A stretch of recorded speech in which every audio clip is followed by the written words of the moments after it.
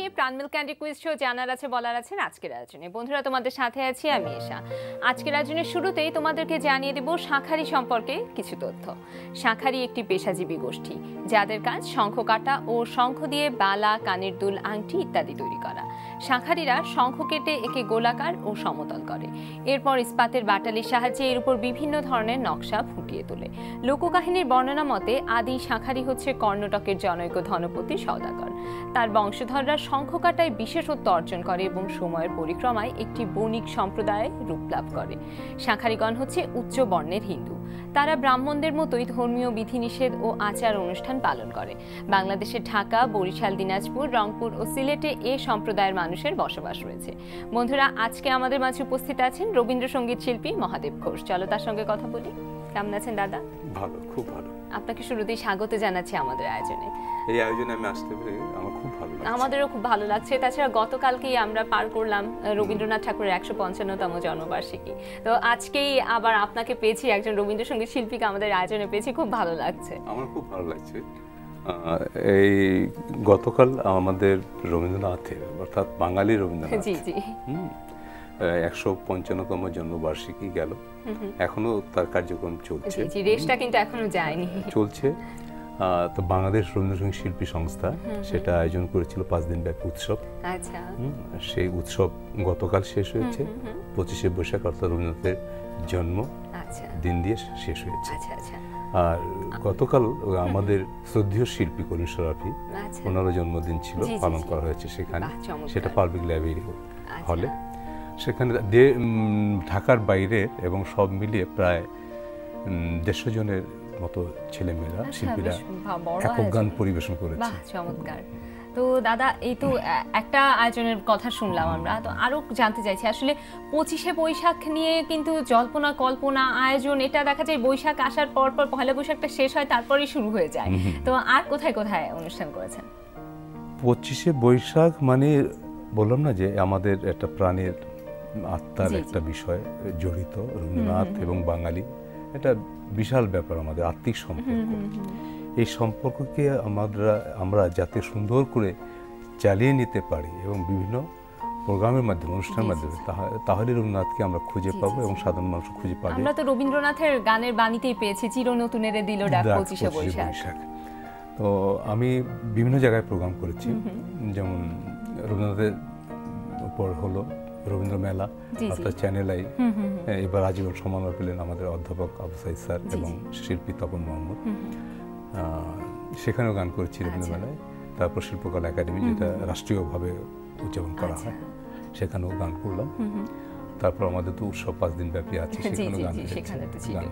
আচ্ছা, তো আমরা তো জানি যে শিলাইদহ আর হচ্ছে শাহজাদপুর কুঠিবাড়িতে দেখা যায় যে বেশ টানা কয়েকদিন ব্যাপী অনুষ্ঠান চলতেই থাকে। রবীন্দ্রনাথের স্মৃতি বিজড়িত যে সমস্ত জায়গাগুলো আছে, পতিতসর, তারপরে শাহজাদপুর, শিলাইদহ, এই জায়গাগুলোতে অনুষ্ঠান চলছে। কুঠিবাড়ি আজ অব্দি অনুষ্ঠান চলছে সেখানে। সেখানেও 3 দিনের আয়োজন করা হয়েছে।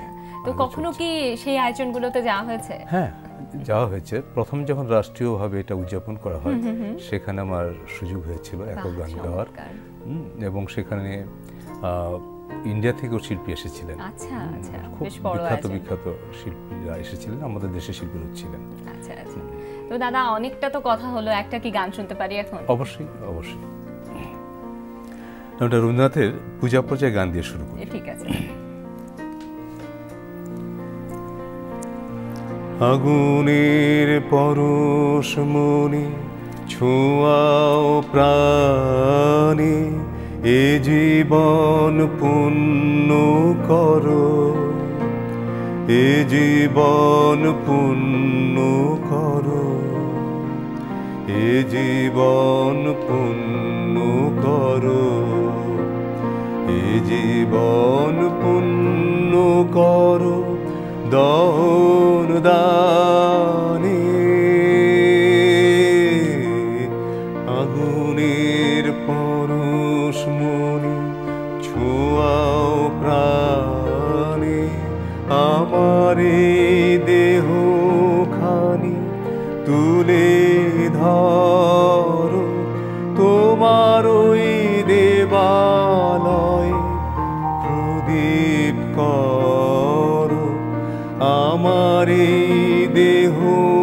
খানি তুলে ধরো, তোমার ওই দেবালয়ের প্রদীপ করো। নিশিদিন আলোক শিখা জ্বলুক গানে, নিশিদিন আলোক শিখা জ্বলুক গানে। আগুনের পরশমণি ছোঁয়াও প্রাণে। চমৎকার দাদা, এর থেকে ভালো আসলে সূচনা হতেই পারতো না। চমৎকার লাগলো গানটি শুনে। কি সুন্দর কথা, নিশিদিন আলোক শিখা জ্বলুক গানে। সেটাই, গানের মাধ্যমে আমাদের এই প্রদীপ প্রজ্বলিত হোক, আমাদের ধ্যান ধারণা, আমাদের জ্ঞান এগুলো প্রজ্বলিত হোক, মানে প্রদীপের মতো প্রজ্বলিত হোক। চমৎকার। এই যে রবীন্দ্রনাথের বাণী, এটা যে মানুষের জীবনকে কিভাবে প্রভাবিত করে, এটা মানে চমৎকার একটা বিষয়। অবশ্যই। তো দাদা, আমরা আরো কথা বলবো, অনেক কিছু জানার আছে, অনেক কিছু শোনার আছে, তবে একজন বন্ধু অপেক্ষা করে আছে, তার সাথে কথা বলবো। হ্যালো, আমি ঋতু। কেমন আছো ঋতু? কি ভালো।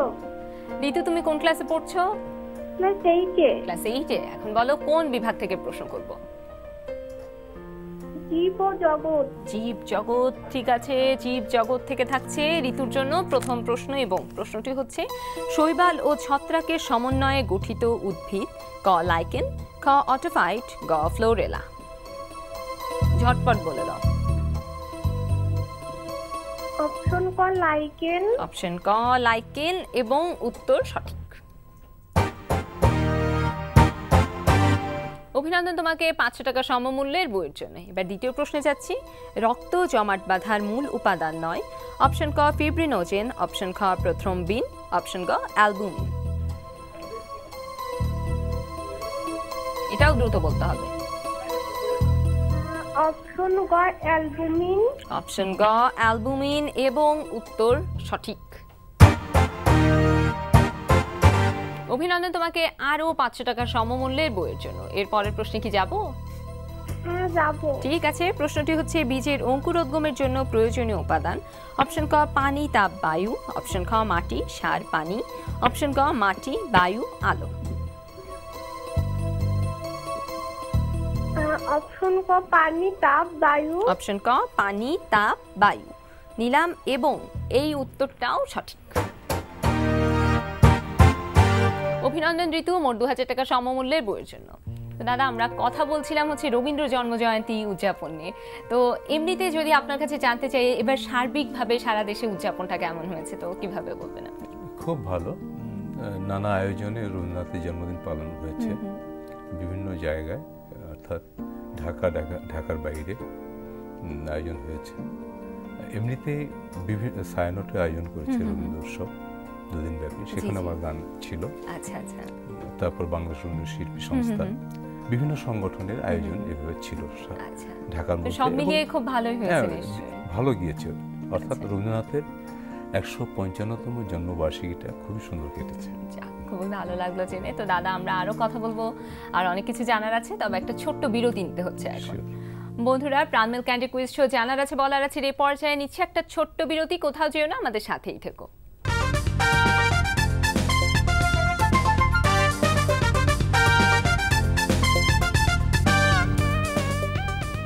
বন্ধুরা, ছোট্ট বিরতি শেষে আবারও চলে এসেছি এনটিভির পর্দায়, সাথে নিয়ে প্রাণমেল ক্যান্ডি কুইজ শো জানার আছে বলার আছে। তোমাদের সাথে আছি আমি এশা, এবং কথা হচ্ছিল আজকের অতিথি রবীন্দ্রসঙ্গীত শিল্পী মহাদেব ঘোষের সঙ্গে। তো দাদা, আপনার সঙ্গে কথা হচ্ছিল এবার রবীন্দ্র জন্মজয়ন্তী কিভাবে পালন হলো এগুলো নিয়ে। তো দাদা, আপনার তো একটি প্রতিষ্ঠান আছে রবি রশ্মি, তো আপনার প্রতিষ্ঠান কি এই যে এত উৎসব হলো কোনটাতে অংশগ্রহণ করেছে? অবশ্যই।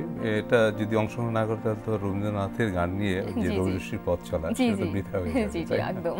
তো এবার যে আমাদের বাংলাদেশ রবীন্দ্রসঙ্গীত শিল্পী সংস্থা 5 দিন ব্যাপী উৎসব আয়োজন করেছিল, সেই উৎসবে অর্থাৎ এই 25শে বৈশাখকে কেন্দ্র করে সাথে 5 দিন ছিল। আচ্ছা আচ্ছা। সেখানে রবি রশ্মি পারফর্ম করেছে। আচ্ছা আচ্ছা। সেখানে রবি রশ্মির আমাদের প্রায় 25 জন ছেলে মেয়ে অংশগ্রহণ করেছে। সবাই কি একক গান করেছে নাকি এটা দলীয় পারফরমেন্স ছিল। অর্থাৎ ঢাকা শহরের প্রায় 8-10টি সংগঠন সেখানে অংশগ্রহণ করেছে। তো আমাদের রবি রশ্মি করেছি। চমৎকার একটি সুযোগ। তো দাদা কথা আর না বাড়িয়ে আপাতত একটা গান শুনে ফেলতে চাই। গানে যাব? কোন গানটি শুনবে এবার? রবীন্দ্রনাথের, অর্থাৎ রবীন্দ্রনাথ যখন শিলাইদহে আসে জমিদারি দেখার জন্য, তখন আমাদের পূর্ববঙ্গে তখন নানা বাউলদের সাথে তার পরিচয় ঘটে এবং ওই বাউলদের গান শুনে রবীন্দ্রনাথ অনুপ্রাণিত হন। এরকম অনেক গান রবীন্দ্রনাথের সেই বাউলদের সুর থেকে বাউল অঙ্গের যে একটা বাউল সুরে প্রভাবিত যে গান, সেগুলো রবীন্দ্রনাথ খুব সুন্দরভাবে সেগুলোকে রবীন্দ্রনাথের গানে রবীন্দ্রনাথ ব্যবহার করেছেন সুরগুলোকে খুব তার মতো করে, একান্তভাবে যা রবীন্দ্রনাথের গান। সেরকমই একটি গান করছি। গ্রাম ছাড়া ওই রাঙা মাটির পথ আমার মন ভুলায় রে, গ্রাম ছাড়া ওই রাঙা মাটির পথ আমার মন ভুলায় রে। ওরে কার পানে মন হাত বাড়িয়ে লুটিয়ে যায় ধুলায় রে, আমার মন ভুলায় রে। গ্রাম ছাড়া ওই রাঙা মাটির পথ আমার মন ভুলায় রে।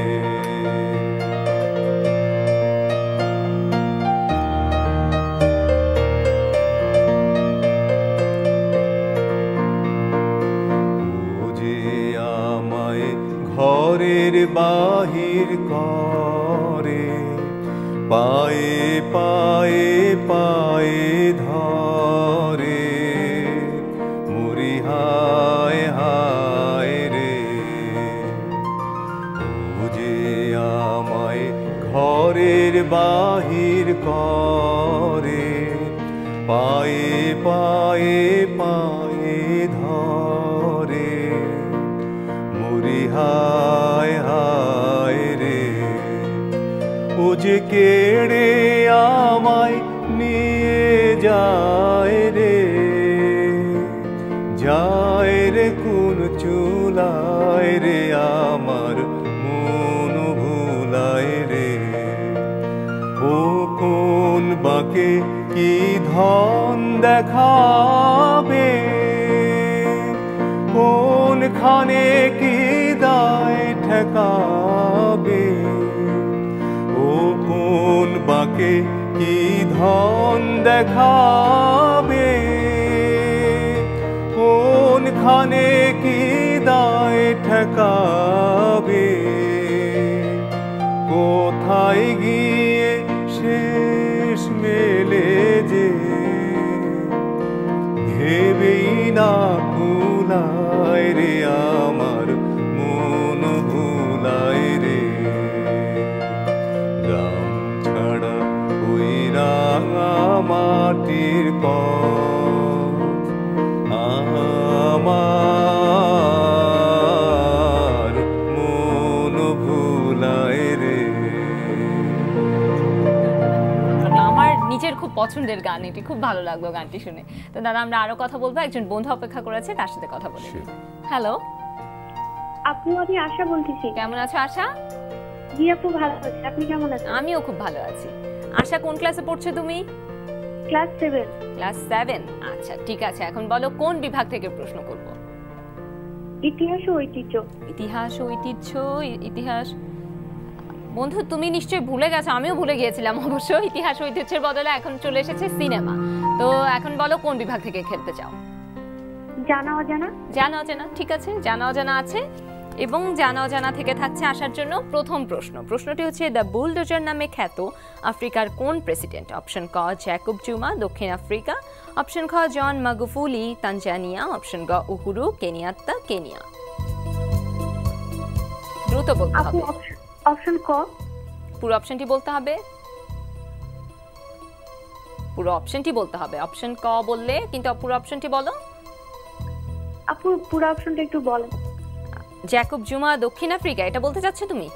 জি আপু। ঠিক আছে, নিলাম, কিন্তু আপু উত্তরটি হলো না। সঠিক উত্তর ছিল অপশন খ, জন মাগুফুলি, তানজানিয়া। আরো একজন বন্ধু আছে। হ্যালো আপু, আমি আতিশ। কেমন আছো বন্ধু? ভালো আছি আপু, আপনি কেমন আছেন? আমিও খুব ভালো আছি। ভাইয়া, তুমি কোন ক্লাসে পড়ছো? ক্লাস 6। ক্লাস 6। বলো কোন বিভাগ থেকে প্রশ্ন করব? সিনেমা। সিনেমা, ঠিক আছে। সিনেমা থেকে থাকছে তোমার জন্য প্রথম প্রশ্ন, এবং প্রশ্নটি হচ্ছে সীমানা পেরিয়ে সিনেমা কত সালে মুক্তি পেয়েছে? অপশন ক 1976, অপশন খ 1977, অপশন গ 1978। আপু অপশন ক 1976। অপশন ক 1976 নিলাম, কিন্তু ভাইয়া উত্তরটি হলো না। সঠিক উত্তর ছিল অপশন খ 1977। তো দাদা, আমরা আরো কথা বলবো, গানও শুনবো, তবে একটা ছোট্ট বিরতি নিতে হচ্ছে। বন্ধুরা, প্রাণ মিল্ক ক্যান্ডি কুইজ শো জানার আছে বলার আছে এই পর্যায়ে আরো একটা ছোট্ট বিরতিতে যাচ্ছি। কোথাও যেন আমাদের সাথেই থেকো, কারণ ফিরবো ছবির গ্যালারি নিয়ে।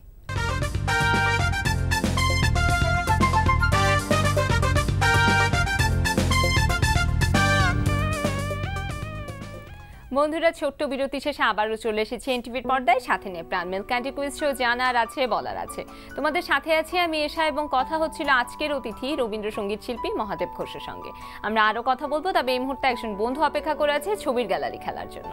হ্যালো আপু, আমি স্বর্ণা। কেমন আছো স্বর্ণা? হ্যাঁ ভালো, আপনি? আমিও খুব ভালো আছি। আপু, তুমি নিশ্চয়ই জানো এখন তোমার জন্য রয়েছে ছবির গ্যালারি। তো স্ক্রিনে দেখানো ছবিটি দেখো আর আমার প্রশ্নের উত্তর দাও। প্রশ্নটি হচ্ছে, ইনি এবারের ইংলিশ প্রিমিয়ার লিগের বর্ষসেরা খেলোয়াড়ের পুরস্কার জিতেছেন, তার নাম বলো। অপশন ক হ্যারি ক্যান, অপশন খ জেমি ভার্ডি, অপশন গ রিয়াদ মাহরেজ। দ্রুত বলতে হবে। আপু হ্যারি ক্যান। অপশন ক হ্যারি ক্যান নিলাম, কিন্তু আপু উত্তরটি হলো না। সঠিক উত্তর ছিল অপশন গ রিয়াদ মাহরেজ। দাদা, আবার আপনার কাছে ফিরছি। আমরা একটু একটু কথা বলছিলাম আপনার প্রতিষ্ঠান রবি রশ্মি নিয়ে। তো রবি রশ্মির যাত্রাটা কবে শুরু হলো? রবি রশ্মির যাত্রা শুরু হয়েছে 1998 সালে। আচ্ছা, প্রায় 17-18 বছর হয়ে গেল, 18 বছর মতো চলছে এটা। মানে আমি যখন বুলবুল ললিতকলা একাডেমি, অর্থাৎ ধানমন্ডি শাখা, আচ্ছা, তখন টিচার, সেখানে রবীন্দ্রসঙ্গীত বিভাগের কিছু ছেলেমেয়ে আমার কাছে শিখতো আর কি, বাসায় এসে শিখতো। তখন তারা খুব উৎসাহিত বোধ করলো যে আমরা এটা আমাদের মতো করে একটা সংগঠন করি। সেই ছেলে মেয়েদেরকে নিয়ে উৎসাহিত হয়েই মানে এই পথ চলা। তারপর এটা নামের জন্য আমি ছুটে গেলাম আমাদের করিম ভাই, অর্থাৎ করিম সালাফি, বললাম যে করিম ভাই এরকম একটা সংগঠন করছে, কি নাম দেওয়া যায়? বলে তুমি কি চিন্তা করছো? কয়েকটা নাম বললো, বলে যে রবি রশ্মি রাখো। আচ্ছা, কয়েকটা নাম বলার পর বলে যে এটা রাখো। তো আমাদের সৌভাগ্য যে তার মতো একটা ব্যক্তি, অর্থাৎ আমাদের দেশের সংস্কৃতি অঙ্গনের পথিকৃত, অন্যতম পথিকৃত করিম ভাই আমাদের এই সংগঠনের নামকরণ করেছে। আমরা তার কাছে কৃতজ্ঞ। এ থেকে আমাদের যাত্রা শুরু, এবং প্রথম প্রোগ্রাম আমরা করি ইন্ডিয়ান কালচার সেন্টারে, যেটা ধানমন্ডি শঙ্করের এদিকে ছিল কালচার সেন্টারটা, সেখান থেকে আমাদের যাত্রা শুরু হয়। আচ্ছা আচ্ছা। তো এখন আপনাদের সাথে কতজন ছাত্রছাত্রী আছে? প্রায় মানে রেগুলারিটি মেইনটেইন করে 20-25 জন। আচ্ছা, শুরু করেছিলেন কতজন নিয়ে? শুরু হয়েছিল 15 জনের মতো। আচ্ছা আচ্ছা, তো সংখ্যাটা বেড়ে গেছে? না বেড়েছে, মানে এর মধ্যে আবার কথা আছে। আচ্ছা, যে ছেলে মেয়েগুলো আসে শিখতে, তারপর দেখা যায় ম্যাক্সিমাম মেয়েগুলো আর ছেলেগুলো সংসার জীবনে গেলে আর সংসারের টানে আর অনেক সময় দিতে পারে না, কিন্তু একটা সময় তারা একত্রিত হয়, সেই সময়টা আমি বলছি। আর মেয়েরা কি হয়, বিয়ে হয়ে গেলে শ্বশুর বাড়ি চলে যায়, অর্থাৎ ঢাকার বাইরে চলে যায় অনেকে, ঢাকা চাকরি আবার অনেকে পারে না, অর্থাৎ এই টানাপোড়েনের মধ্যে দিয়ে ব্যাহত হয়। এই টানাপোড়েনের মধ্যেই সংগঠন চালিয়ে নেওয়া যায়, নিয়ে যাচ্ছে আর কি। তো আমরা যখন বর্ষপূর্তি করি, অর্থাৎ রবি রশ্মির প্রতিষ্ঠা বার্ষিকী হয়, তখন আমরা এই ছেলে মেয়েগুলো প্রায় 40-50 জন ছেলে মেয়ে, হ্যাঁ, সবাই একসাথে হয়, এবং সেটা আমরা প্রতি বছর পাবলিক লাইব্রেরিতে করি, 2 দিন ব্যাপী করি। সেটা করি, এবং আমাদের ছেলেমেয়েরাও গায়, এবং ঢাকার বাইরে ছেলেমেয়েরাও আসে, কিছু অতিথি শিল্পী হয়ে আসে। এটা হচ্ছে আমাদের বার্ষিক বড় প্রোগ্রাম। আর শ্রোতা আসর বলে একটি প্রোগ্রাম হয়, সেটা 3 মাস অন্তর হয়। সেখানে আমরা এই যে শ্রোতার আসর যে আপনারা করেন, এটা কি 3 মাস অন্তর অন্তর করছেন, কোনো থিমকে বা কোনো ঋতুকে বেস করে করেন নাকি? এরকম হয় যেমন আমরা হয়তো গ্রীষ্মকালীন পড়ে গেল বা বর্ষায় পড়ে গেল বর্ষার গান, যদি বসন্তে পড়ে যায় বসন্তের গান, বর্ষার গান হলে বর্ষা, এভাবে চলে আর কি। আবার অনেক সময় দেখা যায় যে আমরা নিজেদের মতো একটা থিম তৈরি করি, প্রেমের গান হতে পারে, এইভাবে হতে পারে, এভাবেও করি। তো সেখানে ছেলেমেয়েরা শ্রোতা আসর মানে ছেলেমেয়েদেরকে পারঙ্গম করার একটা প্রক্রিয়া, যারা এককভাবে মানে সব ইনস্ট্রুমেন্টের সাথে গাইতে পারে সুন্দরভাবে, নিজে হারমোনিয়াম বাজিয়ে, এগুলো একটা প্র্যাকটিস এবং শ্রোতাদের সামনে তাদের নার্ভাসনেসটা কেটে যায়, এইভাবে পারঙ্গম হয়ে ওঠে। এই ধারাবাহিকতা আমাদের থাকে। আর 2জন বা 1জন অতিথি শিল্পী থাকে, সেটা ঢাকার বাইরে। ঢাকার বাইরের শিল্পী আমরা নিয়ে আসি এই কারণে, অন্তত রাজধানীতে এসে তারা গান করতে পারলে তারা মনে করে যে আমরা, তাদের কাছে ভালো লাগে এবং আমাদের কাছে ভালো লাগে যে তাদের সাথে একটা রবীন্দ্রনাথকে নিয়ে একটা যোগাযোগ একটা তৈরি হয়ে যায়, বিভিন্ন জেলার সাথে, বিভাগের সাথে তৈরি হয়ে মেলবন্ধন হচ্ছে। রাইট, চমৎকার দাদা, খুব ভালো লাগলো আপনাদের রবি রসির কার্যক্রম শুনে। তো দাদা, এবার আবার আপনার একটু পার্সোনাল প্রসঙ্গে আসতে যাচ্ছি, আপনার অ্যালবামের খবর জানতে চাই। অ্যালবামের আমি প্রথম অ্যালবাম যেটা বের করি আর কি, সেটা সঙ্গীতা আমার হিয়ার মাঝে একটা বের হয়েছিল সেই শিরোনামে। তখন খুব চলেছিল তখন, মানে ওটা তো তখন ওই ক্যাসেটে যে ফিতা আকারে, পরবর্তীতে তারা সিডি করেছে। আর দ্বিতীয় অ্যালবামটি আমার কলকাতা থেকে হয়েছে, সেটা গাথানি, বিশাল একটা কোম্পানি, তারা করেছে। আর ইদানিং কিছু কাজ করছি আমি, সেটা প্রায় 3-4টা সিডির মতো হয়ে যাবে। আমি আশা করি যে এই 17 মেয়ের আগেই হয়তো এগুলো রিলিজ হবে। আচ্ছা, এখন অনেকটা দিন অপেক্ষা করতে হচ্ছে আমাদের আসলে। তো দাদা, এবারই হয়ে যেত, আমি বিভিন্ন কারণে পারিনি। বাবা চলে গেলেন 1 ফেব্রুয়ারিতে, যার কারণে মা চলে গেলেন তার 1 বছর আগে, যার কারণে এই কাজগুলো আমি করতে পারিনি। তো তাদের প্রতি আমার কৃতজ্ঞতা, মানে তাদের উৎসাহিতে আমি এই গানের সঙ্গীত জগতে এসেছি। বাবা আমার ভীষণ সাপোর্ট ছিল। তো দাদা, এবার আপনি তো নিশ্চয়ই দেশে তো অনুষ্ঠান করছেন শুনলাম, দেশের বাইরেও তো নিশ্চয়ই করা হয়। হ্যাঁ, যেমন সরকারি প্রোগ্রামগুলোতে গিয়েছি, দেশেও সরকারি প্রোগ্রামের সুযোগ হয়। তারপর কুয়েতে গেলাম, অস্ট্রেলিয়া, বিভিন্ন দেশে। তো জানি না আপনার সে আরো ভাগ্যে আছে কিনা জানি না। তো দাদা, এমনিতে দেখা যায় যে আমাদের বাংলাদেশ এবং ভারতে দেখা যাচ্ছে যে রবীন্দ্রসঙ্গীতের চর্চাটা অনেক বেশি হচ্ছে, কিন্তু এই যে কুয়েত বা এসব দেশগুলোতে, সেখানে রবীন্দ্রসঙ্গীত কেমন পছন্দ করছে? হ্যাঁ, আমাকে নিয়েছে, যেমন আমি করলাম তখন সেখানে 3 দিন ব্যাপী হয়েছে। তো তার মানে আগ্রহটা বেশ আছে। আগ্রহ বেশি। তো দাদা, আপনাকে অনেক ধন্যবাদ আজকে আমাদেরকে সময় দেওয়ার জন্য। আশা করছি আপনার সামনের কাজগুলো অনেক চমৎকার হবে এবং আপনার প্রতিষ্ঠানের জন্য রইল অনেক শুভকামনা। তো দাদা, এভাবে অবশ্যই শেষ করবো না, একটা গান শুনতে শুনতে বিদায় নিব। তবে তার আগে আমি আমার বন্ধুদের কাছ থেকে বিদায় নিয়ে আসি। বন্ধুরা, দেখতে দেখতে আয়োজনের একদম শেষ প্রান্তে চলে এসেছি। বিশ্বের যে কোনো প্রান্ত থেকে যে কোনো সময় এনটিভিতে সম্প্রচারিত সংবাদ, অন্যান্য সকল অনুষ্ঠান উপভোগ করতে ভিজিট করো আমাদের পূর্ণাঙ্গ ওয়েব পোর্টাল www.ntvbd.com। তো বন্ধুরা, আবার দেখা হবে প্রাণমেল ক্যান্ডি কুইজ শো জানার আছে বলার আছে আগামী পর্বে। ততদিন পর্যন্ত সবাই খুব ভালো থেকো, এনটিভির সাথেই থেকো। এই গানটি রবীন্দ্রনাথ শান্তিনিকেতন থেকে কলকাতা যাচ্ছিলেন রেলগাড়িতে, সেই রেলগাড়িতে বসে লেখা। গানটি পূজার গান, সেই গানটি।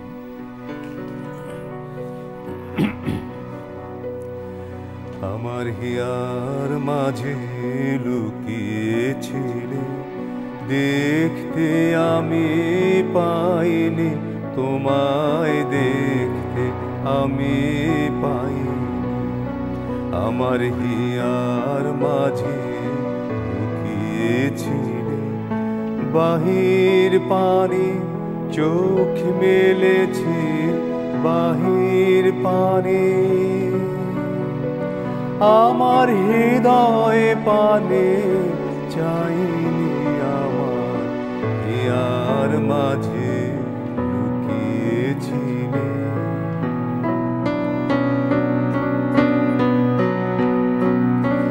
আমার সকল ভালোবাসায়, সকল আঘাত, সকল আশায়, আমার সকল ভালোবাসায়, সকল আঘাত, সকল আশায় তুমি আমার কাছে তুমি ছিলে, আমি তোমার কাছে যাইনি, আমার হিয়ার মাঝে লুকিয়েছিলে, দেখতে আমি পাইনি তোমার